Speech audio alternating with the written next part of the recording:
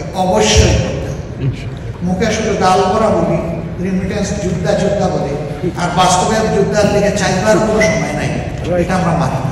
আমরা কথা দিচ্ছি আল্লাহ আলহামদুলিল্লাহ কোনোদিন এই দেশের খেদমতের দায়িত্ব আমাদের হাতে আল্লাহ তুলে দেন, তাহলে ইনশাআল্লাহ এই দাবি তোলার আর জায়গা আমরা রাখবো না। আল্লাহু আকবার, আলহামদুলিল্লাহ আলহামদুলিল্লাহ। এটা রাষ্ট্রের অন্যতম প্রধান গুরুত্বপূর্ণ দায়িত্ব হিসেবে আসে।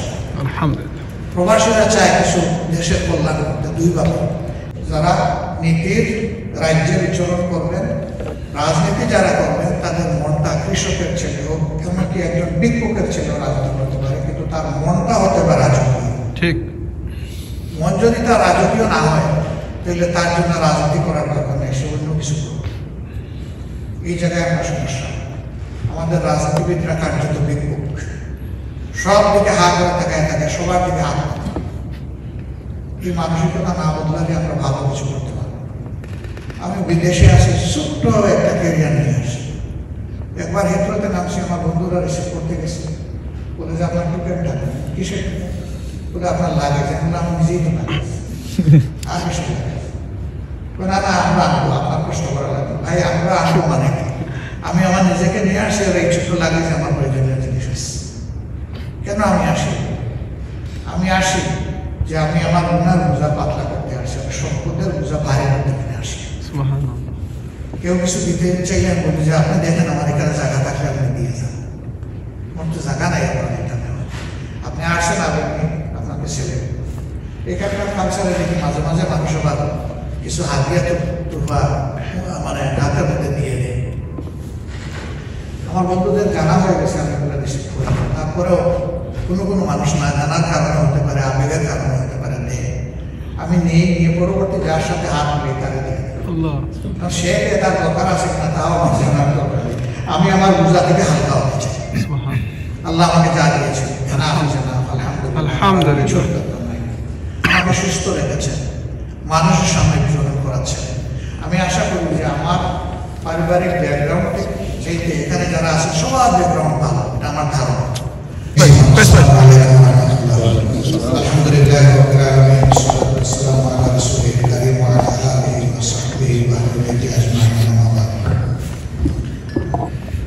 আজকে প্রবাসী কল্যাণ পরিষদ,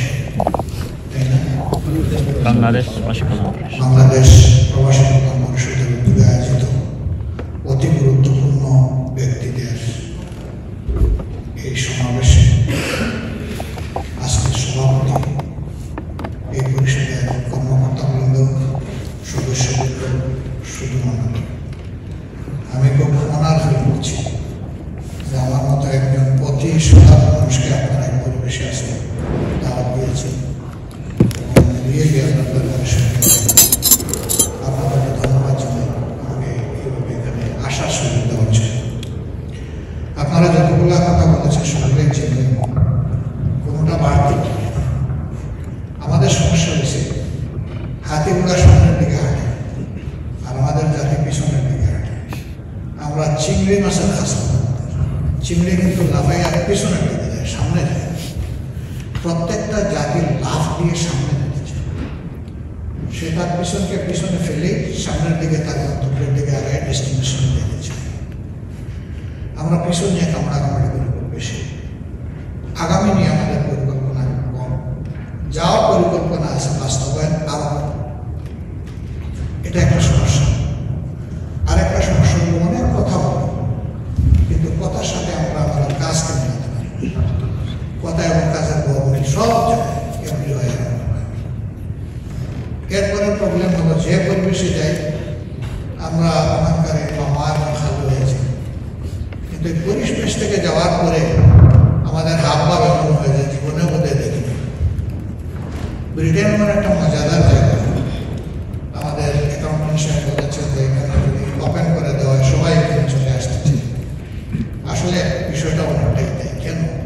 সবাই মনে করে এখানে মধুর হাড়ি আছে, কিন্তু মধুর হাড়িতে সাংবাদিক বাবুল সাহেব বলেছেন যে মানুষ বলে মাথার দাম পায়ে ফেলে, আর এখানকার মানুষ পায়ের দাম মাথায় উঠে করছে। তো সেরকম একটা জায়গায় আসার জন্য এত ব্যতিব্যস্ত কেন হয়? মানুষ ব্যতিব্যস্ত হয়, সে মনে ঠিক, আমি সোশ্যাল জাস্টিস। ঠিক। যদিও আমাদের ভাই সাহেব বলেছেন যে আমাদের এতদিন হয়ে গেল কিন্তু আমাদের গায়ের মতো বদলায় না, কিছু বদলাইছে। আমরা সূর্যের মাঝে ট্রপিক্যাল কান্ট্রিতে যারা আছি তাদের থেকে এখানে যারা থাকেন তাদের কিছু হলে বদলায়। একটা জিনিস আমাদের বদলায় না, সেটি হচ্ছে আমাদের ডিএনএ। ওটা যেখানে যে ওটা বদলাবে না, গায়ের রং বদলালেও ডিএনএ বদলাবে না। এমনকি প্লাস্টিক সার্জারি করে আমি যদি আমার চেহারা বদলাই ফেলি, ডিএনএ কিন্তু আমি বদলাতে পারবো না। আমাদের ডিএনএতে সমস্যা আছে। আমার এই কথাগুলো এখন মাইন্ড করবেন না, আমি আত্মপর্যালোচনার কথা বলছি। আমাদের মত পরিবেশগতভাবে আমি আমাকে ছাড়া কাউকে দেখতে পাই, সবার আগে আমাকে দেখি।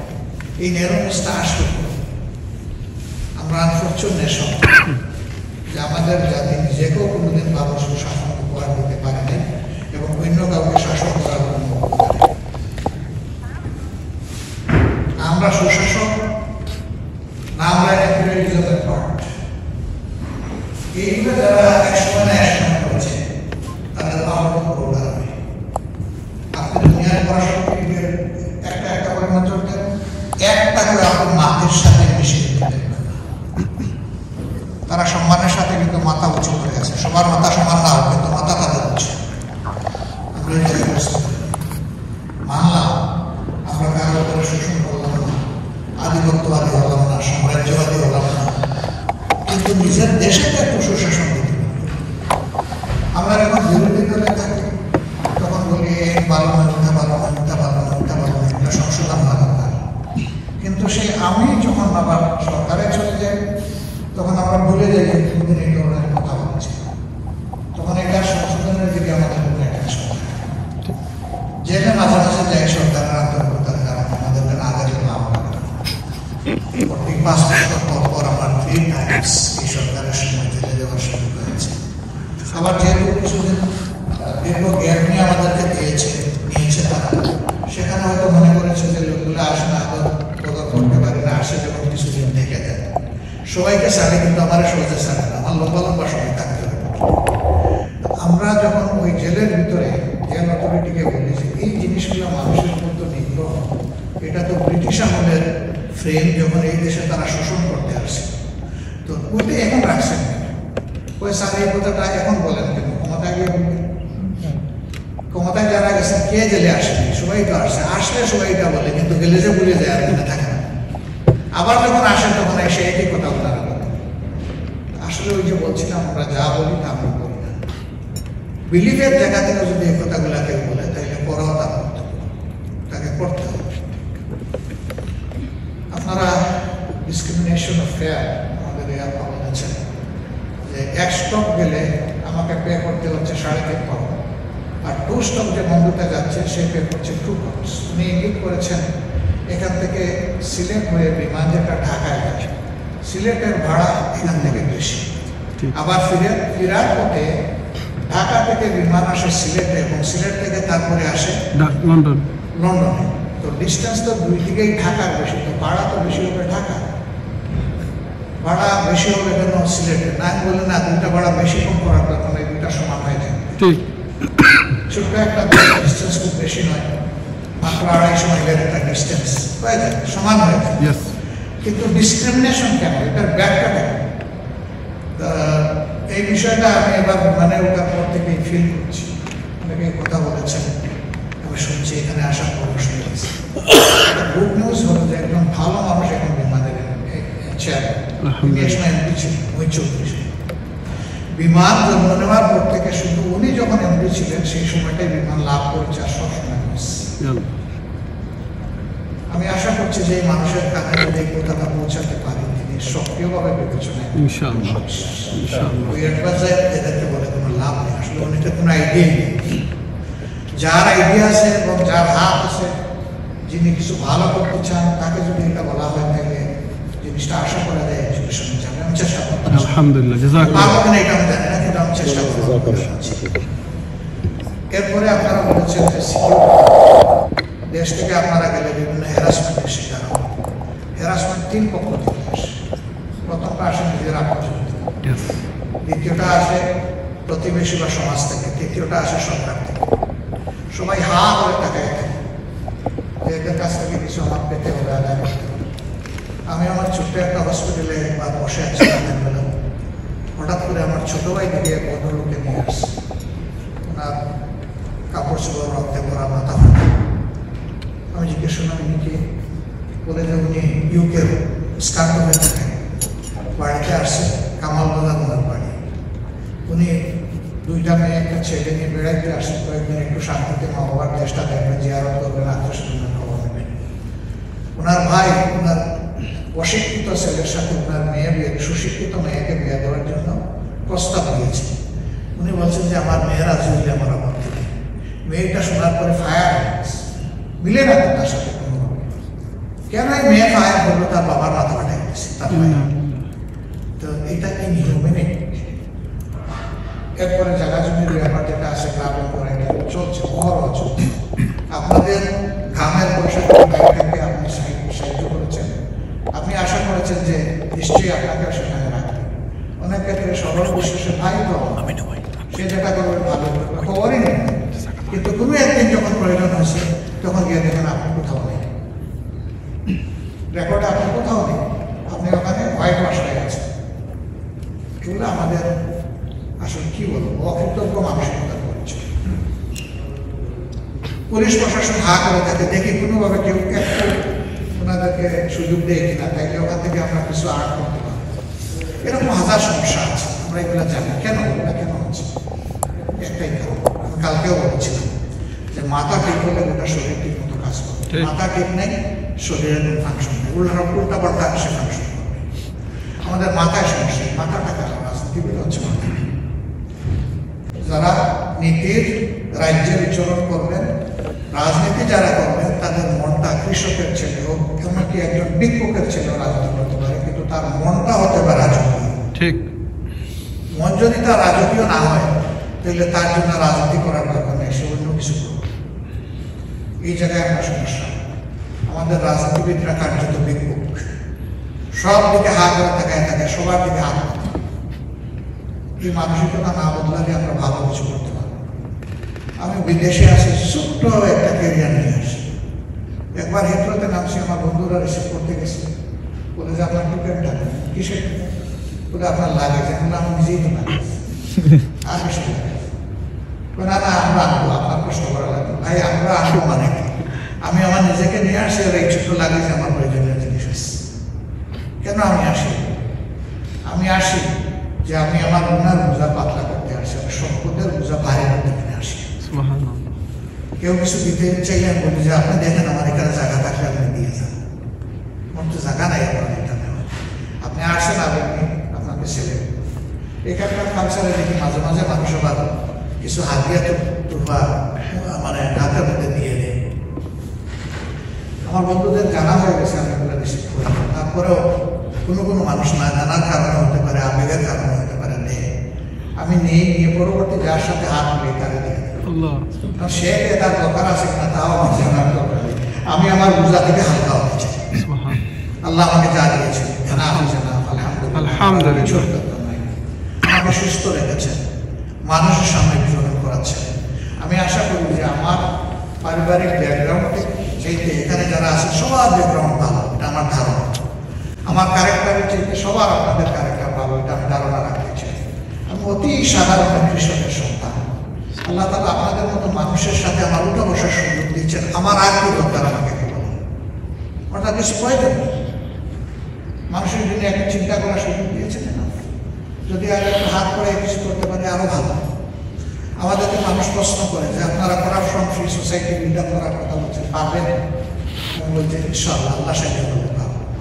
তার প্রমাণ কি? আমি বলি যে দেখেন এলাকার এই সিচুয়েশনে সবাই স্বীকার করে যে আমরা একটা মুসলিম দল। আমাদের 11 জন নেতাকে খুন করা হয়েছে, আমাদের 650 মতো সহকর্মীকে খুন করা হয়েছে। এবারকার এই 24 বাদ দিন, 24-এর আগের কথা বলছি, এখন তো আরো কত বেশি এটা আমি বলি না। ও জায়গায় আমাকে জিজ্ঞেস করেছে যে আপনাদের কতজনে বাস হল? আমি বললাম যারাই ইন্তেকাল করেছে সবাই, কারণ ওরা জাতির জন্য ফাইট করেছে। এখানে কে হিন্দু, কে মুসলমান, আর কে এখানে বিএনপি, আর কে জামাত, ইভেন কেউ যদি আওয়ামী লীগ হয়ে এখানে নামে আমি তাকে যদি কেউ অপকর্মের বিরুদ্ধে, অন্যায় অসত্যের বিরুদ্ধে দাঁড়ায়, আমি তারও কোনো অসুবিধা নেই। আমরা ডে বিগিনিং আমাদের সহকর্মীদেরকে, দলের লোকদেরকে মেসেজ দিয়েছি যে keep patience and remain silent. চেষ্টা করো মানুষকে শান্তি দেওয়ার, কারো শান্তি কেড়ে দিও না। আলহামদুলিল্লাহ 3.5 মাস হল আল্লাহ আমাদের দলের একজন সাধারণ সমর্থকের বিরুদ্ধে কোনো অভিযোগ নেই যে কোথাও কারো কাছে গিয়ে ওরা 2 টাকা চাঁদা চেয়েছে, অন্যায়ভাবে কারো কাছে দখল কেটে নিয়েছে, মানুষকে মানসিকভাবে কষ্ট দিয়েছে। তাই আমি বলি যে আপনাদের কাছে আছে, সাংবাদিক বন্ধুরা বলে যে নাই। আমরা যদি আমাদের দলের কর্মীদের দায়িত্বশীল হয়ে দলকে আমরা এইভাবে চালাইতে পারি, সবরের কথা বলে তাদেরকে কামাইতে পারি, তাহলে দেশেরও যদি দায়িত্ব আমাদের হাতে আসে, ইনশাআল্লাহ এ কনফিডেন্স আমাদের আসে যে দেশবাসী আমাদের কথা শুনবে। তখনই শুনবে যখন কথাটা হবে দেশবাসীর জন্য, আমাদের নিজের জন্য। আমি যদি নিজের কথা বলা শুরু করি, ভাবা শুরু করি, সেই দেশবাসীও কিন্তু আমার কালো সালামা বলবে, বলবে আপনার সাথে আমরা সেটা চাই। সাংবাদিক বন্ধুদেরকে বলেছি আপনারা একটু সাহস করেন। আমাদের বাবুল ভাই কথা বলেছেন, আমাদের সাংবাদিক জগৎ কালোকে কালো বলতে পারে নাই, সাদাকে সাদা বলতে পারে নাই। আমরা বলেছি অন্যের দায়িত্ব নিয়ে বলছি না, আমি আমার দলের দায়িত্ব নিয়ে বলছি, আমার দায়িত্ব নিয়ে বলছি।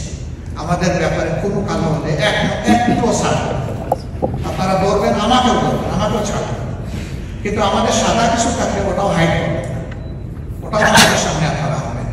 আমরা আপনাদের কাছ থেকে ফেভারিজম চাই না, কিন্তু ডিসফেভারের জন্য আমরা আশা করি। আপনারা সাদাকে সাদা বলুন, কালোকে কালো বলুন, এবং সেই ক্ষেত্রে যদি আপনাদের সাথে ফাইট করতে হয় আমরা আছি, আমরা থাকবো আপনাদের সাথে। আপনি অ্যাক্রেডিটেশন ক্যান্সেল হওয়ার কথা বলেছেন, আমরা এটা চাই। আপনি আবার এটা লিখতে যাই না, ওরা আমার ঘরে বসে আমার ফিলিংসটা শেয়ার করতেছে। একজনের অ্যাক্রেডিটেশন আমি ক্যান্সেল করতে পারবো, কিন্তু তার মনোজগৎকে আমি বদলাতে পারবো। একজন আমার উপর জুলুম করেছে, আমি তার উপরে জুলুম করবো, তাহলে সে যে আমার উপরে জুলুম করেছে ওটা কিন্তু জাস্টিফাইড হয়ে যাবে। আমাদের কথা একদম স্বচ্ছ ছিল এই পরিবর্তনের পরে। আমরা বলেছি যে আমরা কারোর প্রতিশোধ আইন নিজের হাতে তুলে নেব না, তবে যারা ক্রাইম কমিট করেছেন তাদেরকে আইনের আওতায় আনতে হবে। কারণ প্রত্যেকটি মানুষ সে যদি নির্যাতিত হয় তাহলে তার ন্যায় বিচার পাওয়ার অধিকার আছে। এরকম ন্যায় বিচার হোক আমরা চাই। কারো বিরুদ্ধে ক্যাঙ্গারু কোর্টে পার্সিক্যাল ট্রায়াল দিয়ে ফরমাইশি রায় হয়ে মানুষের উপর জুলুম করুক, সে আমার প্রতিপক্ষ হলেও আমি তার জন্য এটা চাই। আমি চাই বিচার করতে হলে এটা ন্যায় বিচার হোক। ন্যায় বিচারের বিরুদ্ধে তো কেউ থাকার কথা না। দুনিয়ার কেউ ভিতরে যাই থাকুক, বাইরে তো বলতে পারবো না যে আমি ন্যায় বিচার চাই না। আমরা সেই ন্যায় বিচারটা চাচ্ছি। যদি ন্যায় বিচার হয় লাভ হবে দুটো, ভিকটিম তার প্রতিকার পেল, আর আগামীতে কোনো সন্ত্রাসী জন্ম নেওয়ার সাহস হবে। সে চিন্তা করবে যে আমিও যদি সন্ত্রাস করি, ক্রাইম করি, তাহলে আমারও কনসিকুয়েন্স এইরকমই হবে। এটা সে চিন্তা করতে 10 বার বাইতে হবে। আমরা একটা come in fair society, just society চাওয়ার জন্য এগিয়েছি, অন্য কিছু। দেশে অনেকগুলো প্রবলেম যেগুলো আছে, প্রবাসীদের লাশ গ্রহণ করার ব্যাপার স্যাপার এসেছে। ইউকে থেকে বেসিক্যালি আমরা দেশের মানুষকে 3 ভাগে দেখি। আমরা যারা দেশে থাকি তারা অধিবাসী, যারা বিদেশে আছেন তারা কিছু নিবাসী এবং কিছু প্রবাসী। নিবাসী তারা যারা হয়তো সিটিজেনশিপ পেয়ে গেছেন, ভোট দুয়ার তাদের আছে, ঠিকানা আছে বিদেশে। প্রবাসী তারা যারা সিটিজেনশিপ পাবেন না, ভোট দুয়ার করার কোনো সুযোগ নেই, তাদেরকে দেশে ফিরতেই হবে তাদের নির্দিষ্ট পিরিয়ড শেষ করে। যেমন মিডল ইস্টার্ন কান্ট্রিতে যারা তারা তো ওখানে কোনো ইয়ে পাবে না। তো ওই দেশে যারা মারা যায় তার লাশটা ওখানে কোথায়, কার কাছে সংযোগ? তার তো আপনজন চাইবে যে তার কাছে এখানে ফিরে আসবে। এখন কিন্তু ব্রিটেনে যারা ইন্তিকাল করেন, যারা এখানে সিটিজেনশিপ পেয়েছেন বা একটা তাদের আইনগত অবস্থান আছে, তাদের লাশ এখন দেশে আর যাচ্ছে না। এটা যাওয়া উচিত, কারণ আল্লাহ তাআলার হুকুম হচ্ছে, নবীর মাধ্যমে জানিয়ে দিয়েছিল যে একজন মানুষের ইন্তিকাল তাড়াতাড়ি তাকে দাফন করো, দেরি করো। আপনি 3 দিন 4 দিন 5 দিন ওয়েট করে লাশ পাঠালে সেটা আর তাড়াতাড়ি হবে। এখানে যেহেতু এখন একটা কমিউনিটি বিল্ড আপ হয়েছে, একটা এনভায়রনমেন্ট তৈরি হয়েছে, আলহামদুলিল্লাহ এটা সঠিক আছে।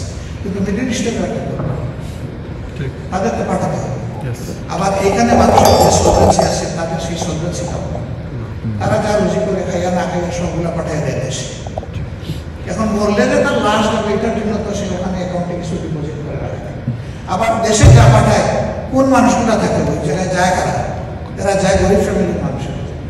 তো দেশে যেটা পাঠায় সেই গরিব তো এটা সহ্য করে রেখে দেয় যে আমার অমুক আত্মীয় বিদেশে মারা গেলে তার লাশ আমি বইটা খরচ করি, এটা সম্ভব। এই জায়গাটায় মানবিক অ্যাড্রেস সরকারকে অবশ্যই করতে হবে। মুখে শুধু গাল করা বলি, রিমিটেন্স যোদ্ধা যোদ্ধা বলি, আর বাস্তবের যোদ্ধার দিকে চাইবার কোনো সময় নাই, এটা আমরা মানি না। আমরা কথা দিচ্ছি আল্লাহ আলহামদুলিল্লাহ কোনোদিন এই দেশের খেদমতের দায়িত্ব আমাদের হাতে আল্লাহ তুলে দেন, তাহলে ইনশাআল্লাহ এই দাবি তোলার আর জায়গা আমরা রাখবো না। আল্লাহু আকবার, আলহামদুলিল্লাহ আলহামদুলিল্লাহ। এটা রাষ্ট্রের অন্যতম প্রধান গুরুত্বপূর্ণ দায়িত্ব হিসেবে আসে। আলহামদুলিল্লাহ। প্রবাসীরা চায় কিছু দেশের কল্যাণ করতে দুইভাবে, একটা হলো দান খয়রাতের মাধ্যমে, আরেকটা হলো ইনভেস্টমেন্ট। দান খয়রাত করতে গেলেও হ্যারাসমেন্ট, সেইখানে কোনো হ্যারাসমেন্টের বাইরে থাকতে পারে। আর আপনি গেছেন একটা ব্যবসা করবেন, লাল ফিতার দৌড়াতে কত ঘাটে যে আপনাকে বিরক্ত করা হবে, হ্যারাস করা হবে, তার শেষ। অথচ আমরা বলতেছি যে আসেন আসেন আপনারা এখানে ইনভেস্ট করেন। তো ইনভেস্টমেন্টের পরিবেশটাকে তৈরি করেন। সেই পরিবেশটা এই সরকারের সদিচ্ছা আছে, কিন্তু তারা সময় তো এই সময়ের ভিতরে তারা হয়তো সব করতে পারবে না। রাস্তাটা দেখাই যাবে আমরা চাই, তাহলে এই রাস্তা দিয়ে আগামীতে বাকিরা চলতে বাধ্য হবে। এটুকুও যদি করতে পারে অনেক, এরপরে যারা আসবে তাদেরকে তাদের সিনসিয়ার কমিটমেন্টের প্রমাণ দিয়ে যে আমরা কমিটেড ছিলাম, আমরা এই করলাম। এটা আপনাদের প্রতি উপহার নয়, দয়া, বরঞ্চ এটা আমাদের ডিউটি। আমরা ডিউটি হিসেবে এটা করেছি। এরকম একটা জাস্ট সোসাইটি এবং প্র্যাকটিক্যাল স্কেপটিক্যাল সরকার আছে। আমরা মানুষকে বলছি আমাদেরকে গুণ দিতে আপনারা বাধ্য না, কিন্তু আপনার আমানতের জন্য যদি আমাদেরকে আপনারা আস্থা রাখেন, উপযুক্ত মনে করেন, তাহলে আপনার বিবেচনায় আপনি নিতে পারেন বিষয়টা। আমরা ক্ষমতায় যাওয়ার জন্য পাগল নই। ক্ষমতায় গিয়েও অনেকে দেশের ধ্বংস করে, আবার ক্ষমতায় না গিয়েও যার সদিচ্ছা আসে সেই সরকার। আল্লাহ যেটা এই জাতির জন্য আমাদেরকে উত্তম মনে করেন, আমরা আল্লাহর কাছে সেটাই চাই। আল্লাহর কাছে কোনো বায়না নাই, বায়না ধরার কোনো সুযোগ নাই। তিনি আমাদের স্রষ্টা এবং তিনি আমাদেরকে লোকাফা করেন, আমাদের সমস্ত ডিমান্ড পূরণ করেন। আমরা আল্লাহর কাছে বিনয়ের সাথে অনুরোধ করতে পারি, সওয়াল করতে পারি, চাইতে পারি, এর বেশি কিছু। আমরা সেটাই আল্লাহর কাছে চাই। দিন শেষে বাংলাদেশ আমাদের সবার। এখানে জাতি ধর্ম বর্ণে এই দেশটাকে টুকরা টুকরা করলে আমরা অবশ্যই ভালো কিছু করতে পারবো না। খুব ছোট্ট এক দেশ আর বিশাল নেটওয়ার্ক। অনেকে এই নেটওয়ার্ককে অভিশাপ করে। অভিশাপটা আমরা তৈরি করেছি। আমাদের সন্তানদের হাতকে আমরা কাজের হাতে পরিণত করি নাই, আমরা স্কিল ডেভেলপমেন্ট করি নাই, আমরা কাগজ বিতরণ করি একটার পর একটা, বছরের পর বছর, পরীক্ষার পর পরীক্ষা। সেই কাগজগুলো ইনভ্যালিড, এগুলো কথা বলে নাই কাগজগুলো। আমরা তো আমাদের লোকদের বাচ্চাদের হাতটাকে কর্মীর হাতে পরিণত করে কথা বলার হাত বানাতে চাই ইনশাআল্লাহ। যদি এইভাবে স্কিলফুল হাত আমরা মানে তৈরি করতে পারি, আলহামদুলিল্লাহ, মেন পাওয়ার কোনো অভিশাপ হবে না, এটা একটা পাওয়ারই। আমরা আমাদের তরুণদের হাতে দেশকে তুলে দিতে চাই। আমরা যা পেরেছি আলহামদুলিল্লাহ, যা পারিনি তারা এসে এটা কামড় দিয়ে আমরা ধরে রাখা। তবে সত্যিকারের তরুণ তারা যারা এনার্জি, যারা প্র্যাগম্যাটিক, কিন্তু বয়স কম হওয়া সত্ত্বেও যে অলস, উড়ে, বিথু, তাকে আমি তরুণ বলি না, ওরে আমি বুড়া বলি। আর বয়স্ক অনেককে আমি তরুণ হিসাবে অ্যাড্রেস করি, যাকে দেখি যে তিনি কর্মচঞ্চল এবং কারিগরি সাহসী, তার সৎ সাহস আছে। এই জন্য আমি বলি যে এই তারুণ্য কিংবা ওল্ড এজ এটা বয়সের সংখ্যা দিয়ে নয়, বরঞ্চ তার এনার্জি দিয়ে প্রমাণ হবে, তার ক্রিয়েটিভিটি দিয়ে প্রমাণ হবে। সো আমি কিন্তু বুড়া না, আমি একজন